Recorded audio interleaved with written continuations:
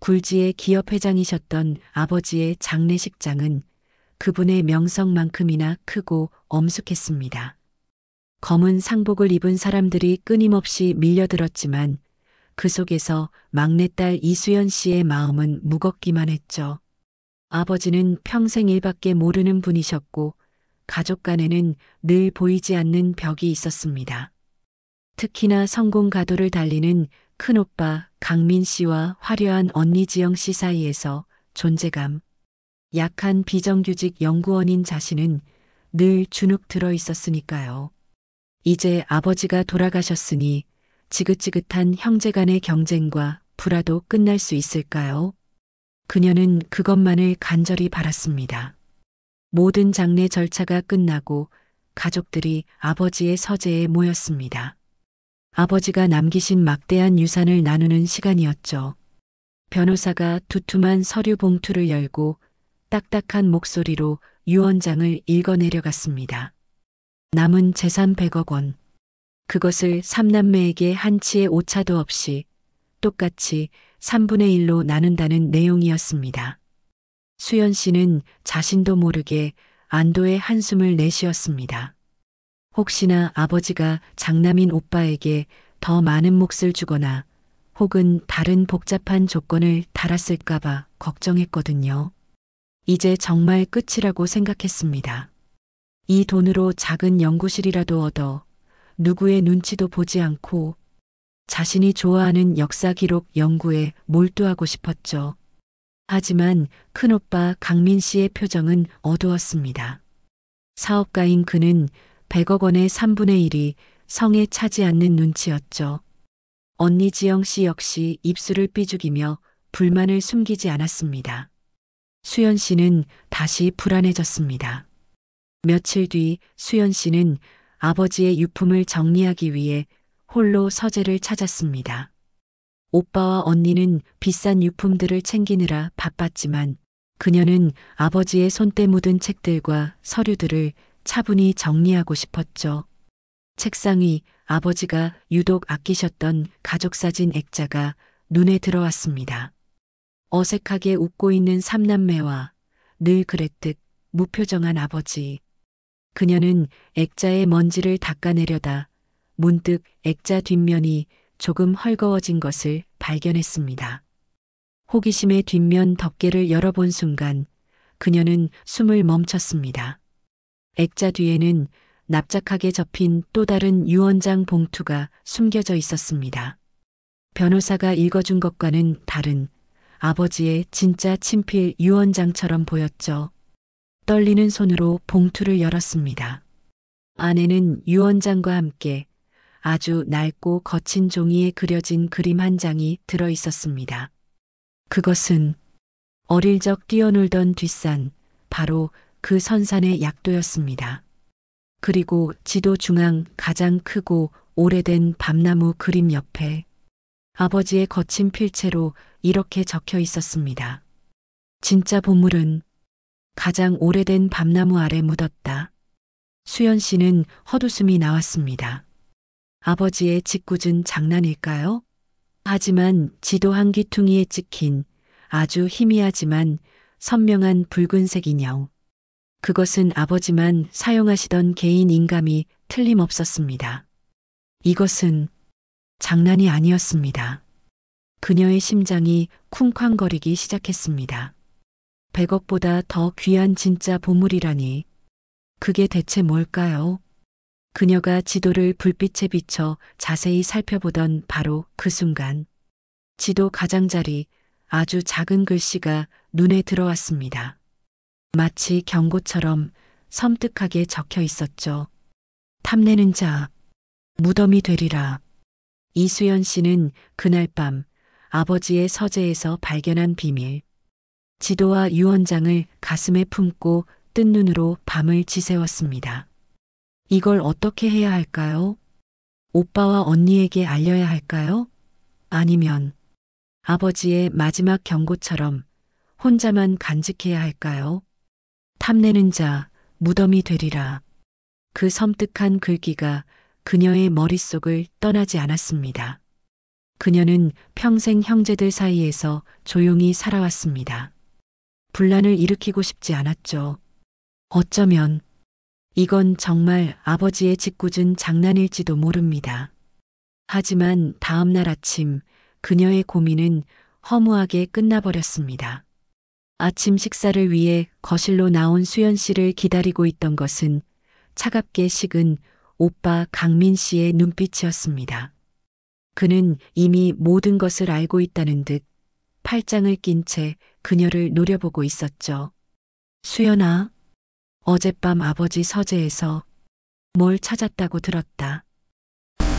네, 저는 그냥 유품 정리, 시치미 떼지 마라. 내 방 쓰레기통에서 이게 나왔으니까. 강민 씨가 테이블 위로 구겨진 종이 한 장을 휙 던졌습니다. 수연 씨가 어젯밤 지도의 내용을 옮겨 적어보다가 잘못 적어 구겨버렸던 메모였습니다. 밤나무 아래. 진짜. 수연 씨의 얼굴이 하얗게 질렸습니다. 오빠는 그녀의 방까지 뒤졌던 것입니다. 옆에 있던 언니 지영 씨의 눈도 탐욕으로 번뜩이기 시작했습니다. 뭐야? 진짜 보물? 100억 말고 또 뭐가 있다는 거야? 수연이 너 혼자 꿀꺽하려고 했어? 아니에요. 그런 거. 저는 그냥. 하지만 그녀의 변명은 더 이상 통하지 않았습니다. 강민 씨는 동생의 가녀린 어깨를 거칠게 움켜쥐었습니다. 지도, 당장 내놔. 좋게 말할 때. 결국 수연 씨는 떨리는 손으로 아버지의 비밀 지도를 오빠에게 넘겨줄 수밖에 없었습니다. 지도를 받아든 강민 씨와 지영 씨의 얼굴에는 노골적인 탐욕이 흘러넘쳤습니다. 그들은 서로를 견제하면서도 진짜 보물이라는 미끼 앞에서는 한마음이 된 듯 보였죠. 선산이라. 당장 가봐야겠군. 맞아. 하루라도 빨리 우리가 찾아야 해. 수연 씨는 불안했습니다. 하지만 오빠와 언니는 이미 보물에 눈이 멀어 그녀의 걱정 따위는 들리지 않았습니다. 그들은 당장 다음 날 새벽 선산으로 출발하기로 결정했습니다. 수연 씨는 어쩔 수 없이 그 위험한 보물찾기에 동행할 수밖에 없었죠. 아버지의 진위가 무엇인지, 그리고 형제들의 탐욕이 어디까지 치달을지 그녀는 알아야만 했습니다. 다음 날 새벽 세 사람은 각자의 차를 몰고 선산 입구에 도착했습니다. 어릴 적 명절마다 뛰어놀던 푸르고 평화로웠던 그 선산이 아니었습니다. 안개가 자욱하게 깔린 입구는 스산했고 서로를 향한 형제들의 눈빛에는 서슬퍼런 경계심만이 가득했습니다.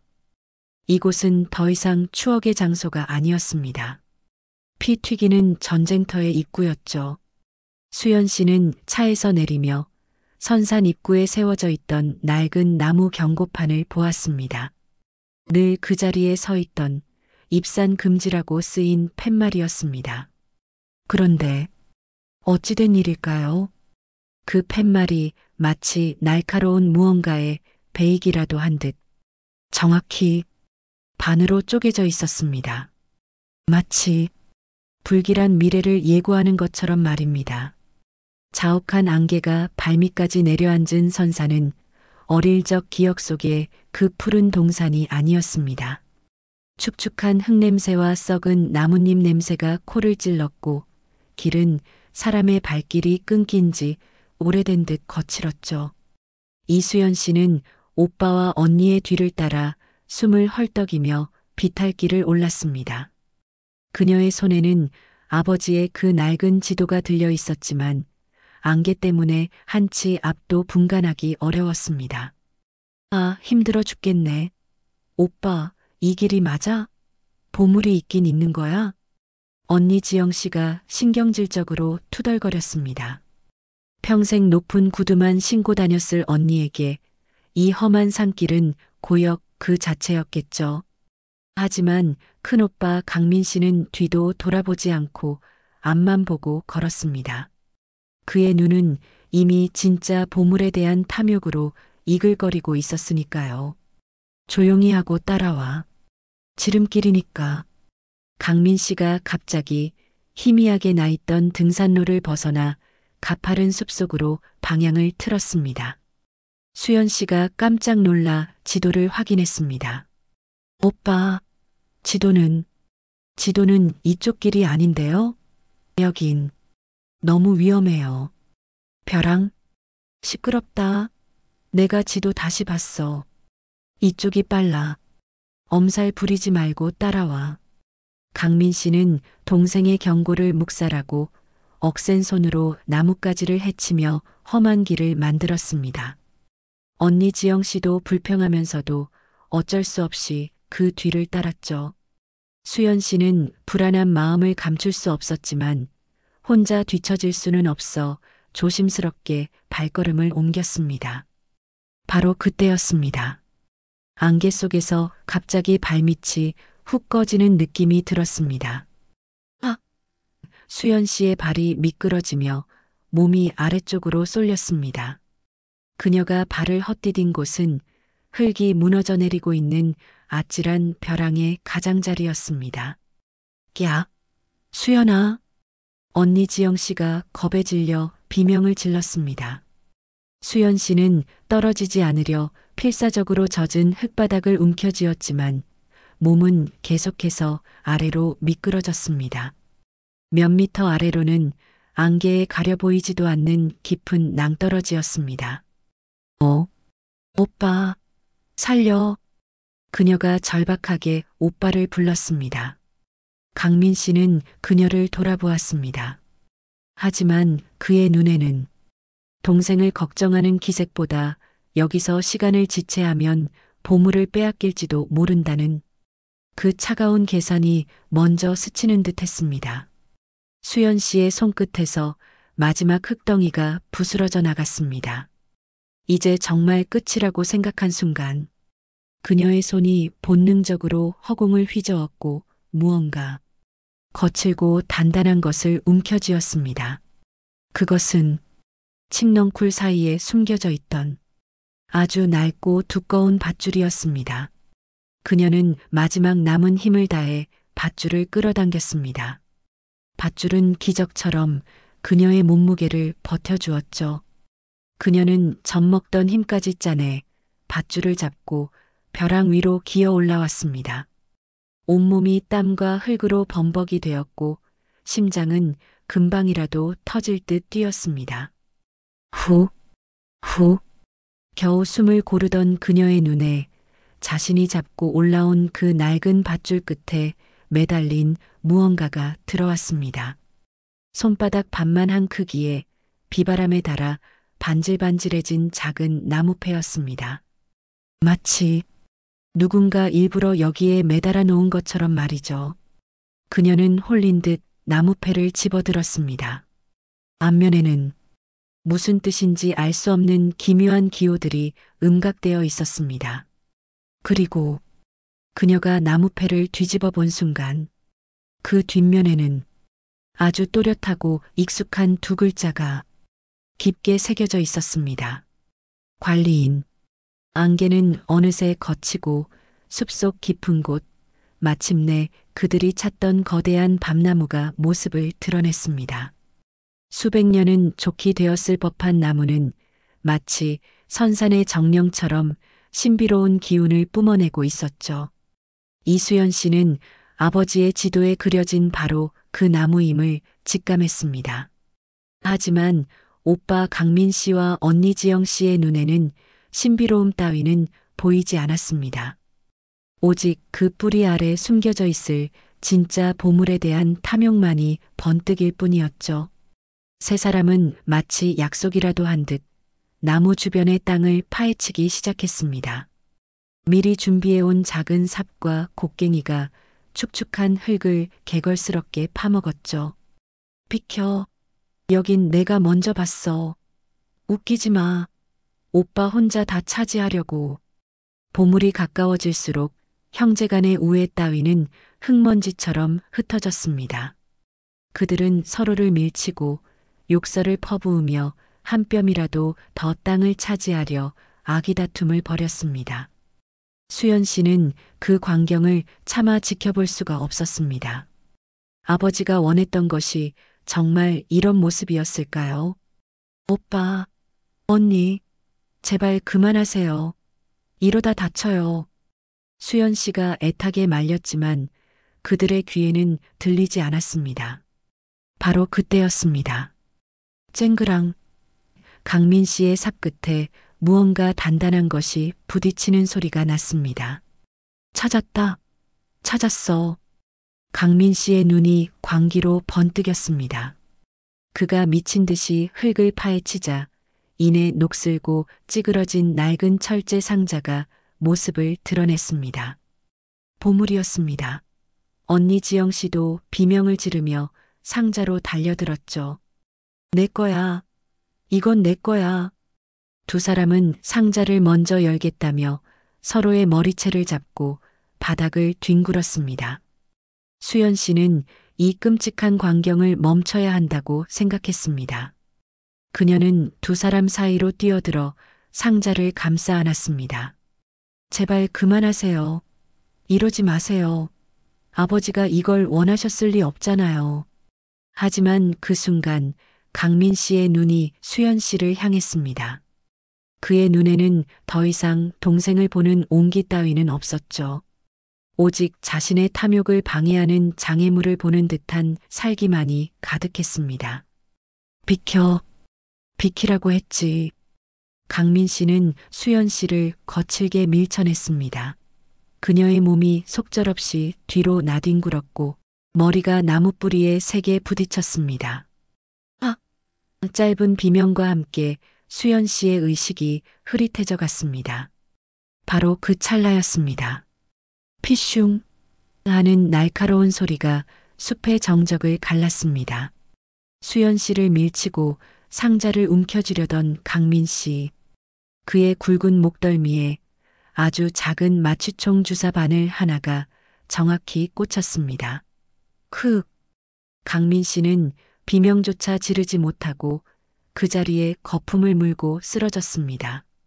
언니 지영 씨는 겁에 질려 비명을 질렀고 수연 씨는 흐릿한 의식 속에서 천천히 고개를 들었습니다. 언제부터 거기 서 있었을까요? 밤나무의 거대한 그림자 속에서 수십 년간 선산을 홀로 지켜온 늙은 관리인이 연기나는 마취총을 든 채 무표정한 얼굴로 그들을 내려다보고 있었습니다. 관리인은 쓰러진 강민 씨나 겁에 질린 지영 씨에게는 눈길도 주지 않았습니다. 그는 묵묵히 다가와 흙먼지가 묻은 철제 상자를 집어들었습니다. 그리고는 낡은 열쇠 꾸러미에서 작은 열쇠 하나를 찾아 철컥 소리와 함께 상자의 자물쇠를 열었습니다. 수연 씨는 숨을 죽였습니다. 상자 안에는 무엇이 들어있을까요? 금괴, 보석? 관리인이 천천히 상자 뚜껑을 열었습니다.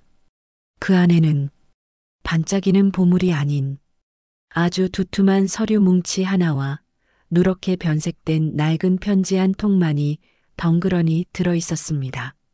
서류 표지에는 선산 일대 희귀 광물 매장량 정밀 조사 보고서라고 적혀 있었죠. 그리고 편지 봉투, 그 위에는 아버지의 필체로 이렇게 쓰여 있었습니다. 내 딸 수연이에게. 편지 봉투 한 귀퉁이에는 미처 닦아내지 못한 듯한 검붉은 핏자국이 선명하게 남아 있었습니다. 늙은 관리인은 조용히 철제 상자의 뚜껑을 닫았습니다. 그리고는 마취가 풀려 몸을 뒤척이는 큰오빠 강민 씨에게서 멀리 떨어져 수연 씨에게 다가왔습니다. 수연 씨는 머리를 부딪혀 의식이 흐릿했지만 눈은 상자 안의 보고서와 아버지의 편지에 고정되어 있었죠. 관리인은 수연 씨의 젖은 눈을 응시하며 나직하지만 단호한 목소리로 말했습니다. 따님, 저 상자 안의 보고서, 그게 진짜 보물입니다. 100억 원 따위와는 비교도 안 되는 수조 원의 가치지요. 수연 씨는 몸을 일으켰습니다. 통증이 밀려왔지만 그보다 더 큰 진실의 무게가 그녀를 짓눌렀습니다. 관리인은 수연 씨에게 상자 속에 누렇게 변색된 편지를 건넸습니다. 따님이 직접 읽어보셔야 합니다. 아버지, 마지막 유언입니다. 수연 씨는 떨리는 손으로 편지를 펼쳤습니다. 아버지의 필체는 평소보다 흐트러져 있었고 글씨 중간중간에는 검붉은 핏자국이 말라붙어 있었습니다. 내 사랑하는 막내딸 수연아, 내가 이 편지를 읽고 있다면 나는 이미 세상에 없겠지. 미안하다. 너희에게 100억 유산만 남긴다고 거짓말을 했다. 이 땅, 우리 선사는 겉으로는 황량하지만 그 지하에는 수조원 가치의 희귀 광물이 묻혀 있다. 저 보고서가 그 증거란다. 나는 이 비밀을 영원히 묻어두고 싶었다. 이 돈이 탐욕스러운 외부의 눈을 끌어 너희 형제들을 파멸시킬 것이기 때문이다. 하지만 끝내 저들을 막지 못했구나. 나는 저 보고서를 노리는 검은 세력 외부 개발업자와 그들이 고용한 조폭에게 살해당하기 직전 마지막 힘을 다해 이 상자를 묻었다.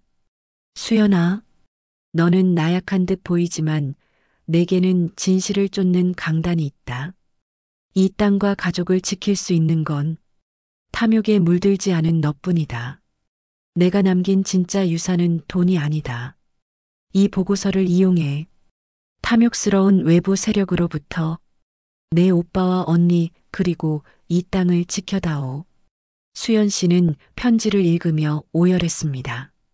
아버지는 100억을 나눠주고 평화를 바라신 것이 아니라 100억이라는 미끼로 외부의 시선을 돌리고 그녀에게 이 모든 것을 지킬 수 있는 마지막 무기 보고서를 남기신 것이었습니다.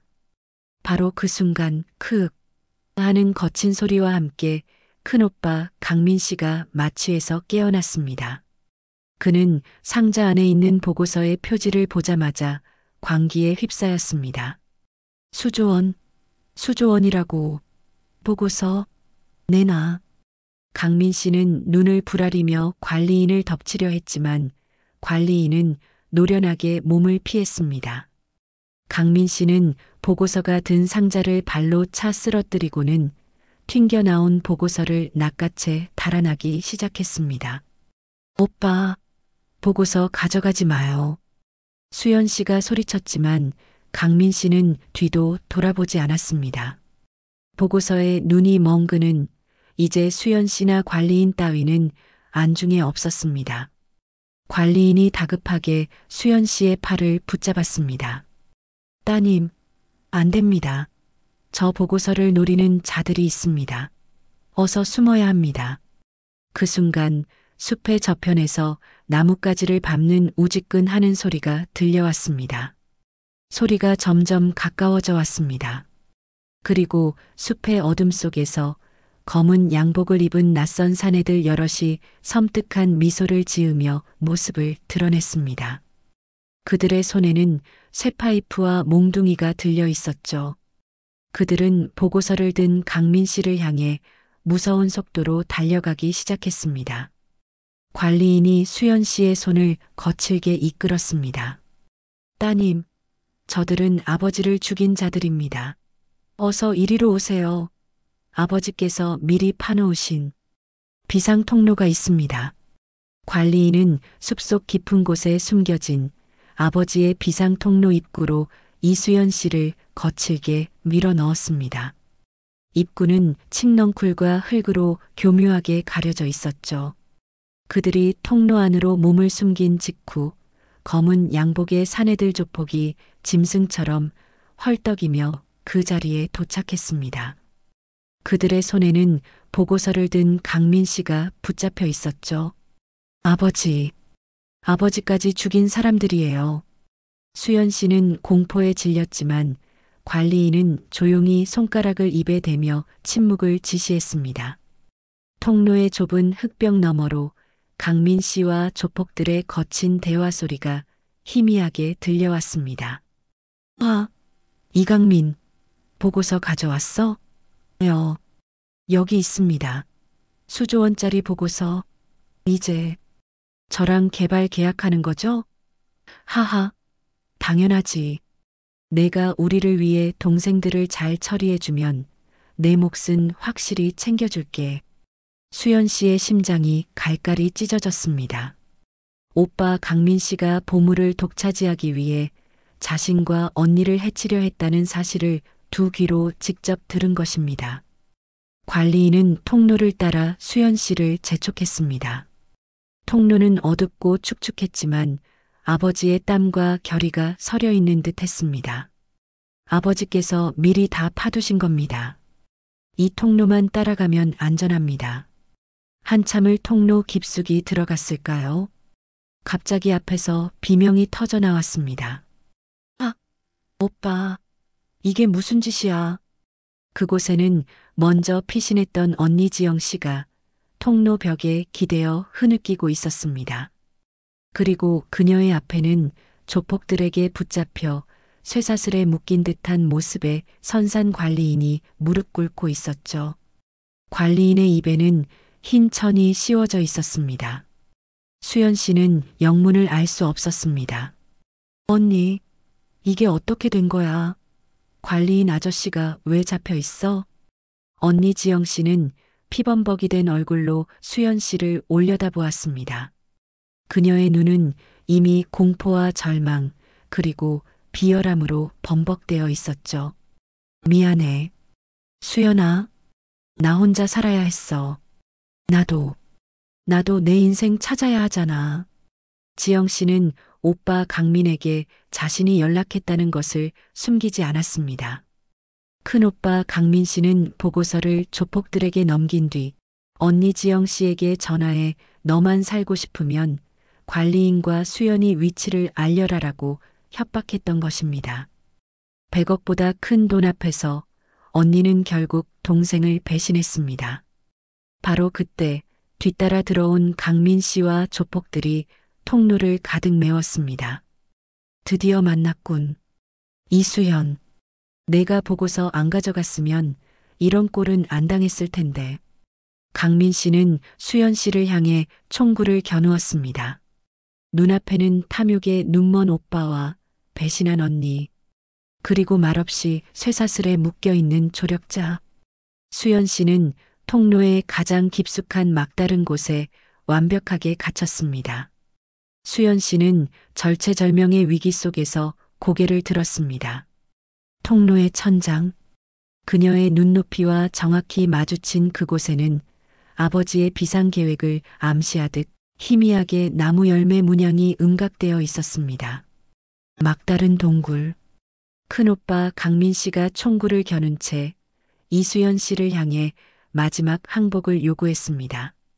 뒤에는 조폭들이, 옆에는 배신한 언니 지영 씨와 쇠사슬에 묶인 관리인이 서 있었죠. 숨막히는 긴장감 속에서 관리인의 마지막 외침이 울려 퍼졌습니다.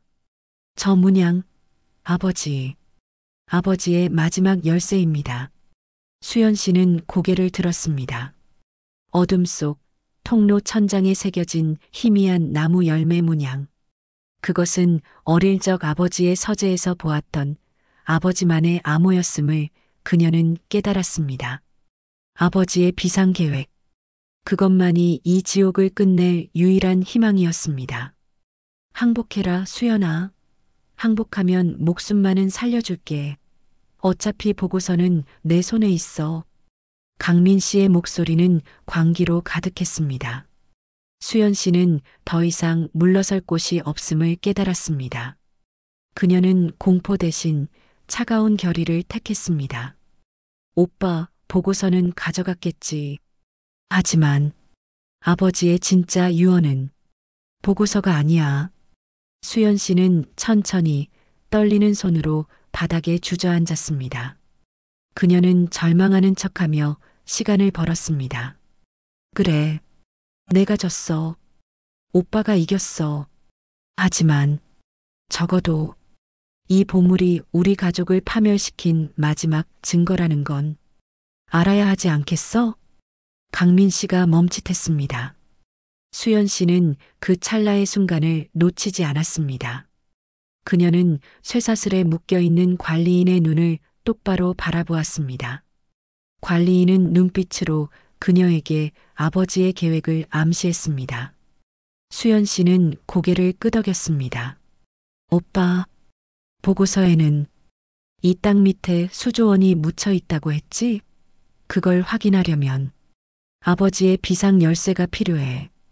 여기에 있어. 아버지의 마지막 유언을 들어봐. 수연 씨는 고통스러운 듯 신음하며 천천히 통로 벽을 더듬었습니다. 강민 씨는 돈에 눈이 멀어 수연 씨에게 더 이상 총구를 겨누지 못했습니다. 열쇠가 어디 있어? 수연 씨는 관리인이 알려준 동굴. 구조아버지의 비상계획대로 천장의 나무 열매 문양과 일치하는 벽의 돌출부를 찾았습니다. 그녀는 그곳을 꾹 눌렀습니다. 쉬익. 낡은 기계음과 함께 벽의 일부가 스르르 열렸습니다. 그 안에는 낡은 다이너마이트와 기폭 장치가 보였습니다. 이게 뭐야? 강민 씨와 조폭들이 놀라 경악했습니다. 바로 그때 수연 씨는 외쳤습니다. 아버지의 진짜 유언은 이 땅을 탐내는 자는 무덤이 되리라는 경고였어. 그녀는 기폭 장치를 움켜쥐었습니다. 오빠, 언니, 지금이라도 늦지 않았어. 여기서 나가. 이 돈 때문에 가족을 죽이려 하지 마. 하지만 강민 씨는 광기에 사로잡혀 총을 버리고 기폭 장치를 향해 달려들었습니다. 안 돼. 보고서는 내 거야. 수연 씨는 더 이상 망설이지 않았습니다. 그녀는 눈을 감고 마지막 힘을 다해 스위치를 눌렀습니다. 아버지, 지켜봐 주세요. 쾅! 굉음과 함께 동굴의 천장과 벽 일부가 무너져 내리기 시작했습니다. 흙먼지가 모든 것을 뒤덮었고 그 흙 속에서 강민 씨와 조폭들의 비명소리가 뒤섞여 울려 퍼졌습니다. 귀를 찢는 듯한 폭발음과 함께 동굴의 일부가 무너져 내렸습니다. 흙먼지가 자욱하게 피어올랐고 굉음은 선산 전체를 뒤흔들었죠. 이수연 씨는 무너지는 돌무더기를 간신히 피하며 필사적으로 기어 나왔습니다. 그녀의 몸은 흙과 돌, 피로 범벅되었지만 그녀의 손에는 아직 기폭 장치의 잔해와 아버지의 편지가 굳게 쥐어져 있었습니다. 따님, 이쪽입니다. 관리인이 그녀를 향해 달려왔습니다. 그는 폭파 장치를 미리 알고 있었던 것입니다. 관리인은 수연 씨가 안전한 것을 확인하고 붕괴된 동굴 입구를 바라보았습니다. 흙더미 속에서 큰오빠 강민 씨와 조폭들의 비명은 이미 멈춰 있었습니다. 탐욕이 빚어낸 비극적인 최후였죠. 사건은 곧 세상에 알려졌습니다. 수연 씨가 제출한 광물 보고서, 아버지의 유언 편지, 그리고 관리인의 증언으로 아버지의 죽음이 단순한 사고가 아닌 광물 개발을 노린 외부 세력의 살해였음이 드러났습니다. 강민 씨는 조폭들과 결탁해 가족을 해치려 했고 그 결과 스스로 파멸을 맞이했습니다. 언니 지영 씨 역시 동생을 배신한 죄책감과 충격으로 정신을 차리지 못했죠. 수연 씨는 모든 것을 잃었습니다. 아니, 모든 거짓을 잃었습니다. 이제 그녀에게 남은 것은 수조원, 가치의 광물 매장지라는 막대한 부와 그 부가 가져다 준 가족의 비극이라는 무거운 유산이었습니다. 하지만 수연 씨는 돈에 눈이 멀지 않았습니다.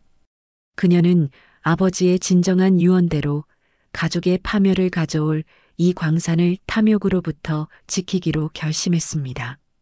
그녀는 정부와 협력하여 선산 일대를 자연유산 보호구역으로 지정하는 절차를 밟기 시작했습니다. 이 땅은 더 이상 돈이 아닌 아버지와 가족의 마지막 안식처가 되어야 했습니다. 며칠 후 모든 소송과 행정 절차가 마무리된 선산. 수연 씨는 언니 지영 씨와 나란히 서 있었습니다. 지영 씨는 여전히 창백했지만 그녀의 눈에는 과거의 허영심 대신 깊은 죄책감이 어려 있었습니다. 수연아, 미안하다. 내가 널 배신하고 그 돈 때문에. 수연 씨는 언니의 손을 잡았습니다. 그 손은 이제 더 이상 돈을 탐내던 뱀의 손이 아니었습니다. 언니, 괜찮아. 아버지는 우리 중 누구도 욕하지 않으셨어. 이 돈이 우리 가족을 파멸시킬 거라는 걸 아셨을 뿐이야. 이제라도 우리 늦지 않았어. 수연 씨는 언니에게 용서를 구하는 대신 함께 새로운 길을 가자고 손을 내밀었습니다. 언니 지영 씨는 고개를 끄덕이며 눈물을 흘렸습니다. 모든 싸움이 끝난 후 수연 씨는 자신의 전공인 역사 기록 연구를 계속하기로 했습니다. 그녀는 아버지에게서 물려받은 막대한 부를 거부하고 대신 아버지의 진정한 뜻, 즉 가족과 땅을 지키는 책임감이라는 유산을 받아들인 것입니다. 선산 입구, 반으로 쪼개졌던 낡은 경고판 옆에 수연 씨가 직접 쓴 새로운 팻말이 세워졌습니다. 그녀는 고요한 아침 햇살 아래 그 팻말을 가만히 내려다보았습니다. 그리고 마침내 그녀의 입가에 옅은 미소가 번졌습니다. 그것은 모든 갈등과 고통을 이겨낸 강인한 새로운 삶의 시작이었습니다. 재미있으셨다면 구독과 좋아요 부탁드립니다.